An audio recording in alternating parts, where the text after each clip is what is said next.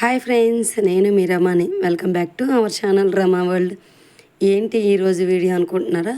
ఏం లేదండి, మా ఇంటి ముందు పార్కింగ్ చేసిన బండిలో అయితే పాము అయితే ఉందండి. ఇంకా పక్కింటి వాళ్ళదనమాట. వాళ్ళైతే బండి అయితే స్టార్ట్ చేశాడు. స్టార్ట్ చేయగానే ఏదో కదిలినట్టు అనిపించి ఏమైనా తాడేమో అని అనుకున్నాడు అనమాట. అనుకొని కొంచెం ముందుకు వెళ్ళగానే ఏంటి కదులుతుందని అనిపించి బండి అయితే అక్కడే ఒక్కసారిగా ఆపేసి దిగేసరికి పాము అండి ఒక్కసారిగా హ్యాండిల్ కిందకైతే వెళ్ళిపోయింది. ఆయన స్టార్ట్ చేసేటప్పటికి హ్యాండిల్ మీదే ఉందంట. చాలా అదృష్టవంతుడండి.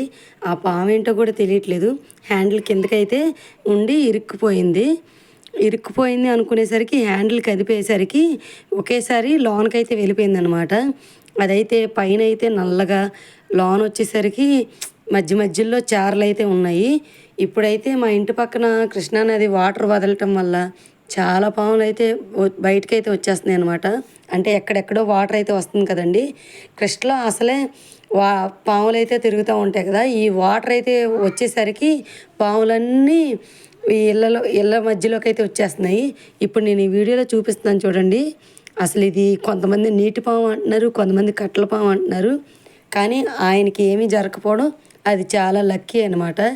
మీకు ఈ వీడియోలో చూపిస్తున్నాను కదా, అదేం పామో కామెంట్ బాక్స్లో కామెంట్ చేసేయండి. మేమైతే ఆ పాముని బయటికి పంపించడానికి చాలా విధాలుగా ట్రై చేసామండి. వాటర్ వేసిన పాములు అయితే బయటకు వచ్చేస్తాయంట, కొంచెం పొగ చూపించినా బయటకైతే వస్తాయంట.